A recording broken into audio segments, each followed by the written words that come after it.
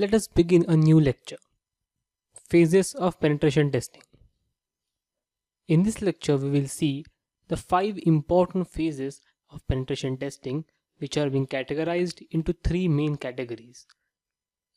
Let's explore the first one, that is the pre-attack phase. In this phase, planning and preparation is very crucial. Then which methodology we are going to use for the test is decided. And then the network and information gathering. A penetration test, also known as a pen test, is a simulated cyber attack against your computer system to check for exploitable vulnerabilities.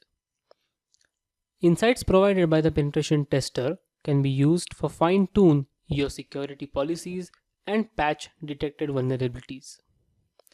Before you do a penetration testing, it is always important to create a proper model which involves the following phases.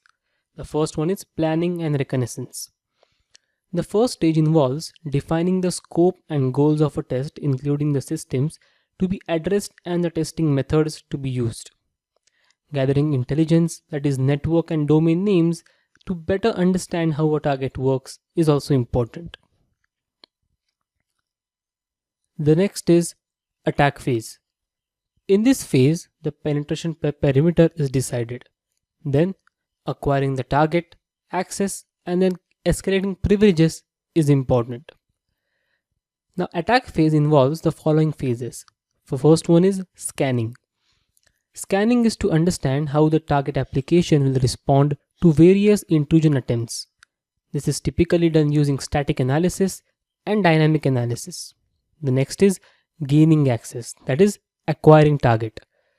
This stage uses web application attacks such as cross-site scripting, SQL injection, and backdoors. Testers then try and exploit these vulnerabilities, typically by escalating privileges, stealing data, intercepting traffic to understand the damage they can cause. And the last is maintaining access. The goal of this stage is to see if the vulnerability can be used to achieve a persistent presence in the exploited system, that is, to long enough for a bad actor to gain in-depth access. The idea is to initiate which often remain in a system for months in order to steal an organization's most sensitive data and exploitation. And the final is post-attack phase. Here, analysis of the attack is done. The results of the penetration test are then compiled into a report, which we often call as report documenting the specific vulnerabilities that we exploited, sensitive data that was accessed, and the amount of the time pentester was able to remain in the system undetected.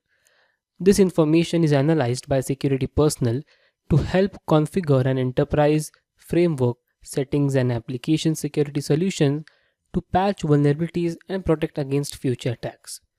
So whenever you're going to do a penetration test, make sure that you follow all these steps and do not randomly start attacking the application. If you are a professional penetration tester, you must follow all these 3 phases in order to carry out a successful penetration test. In the next lecture, we'll see the top 10 things a security expert looks for whenever he performs a security test.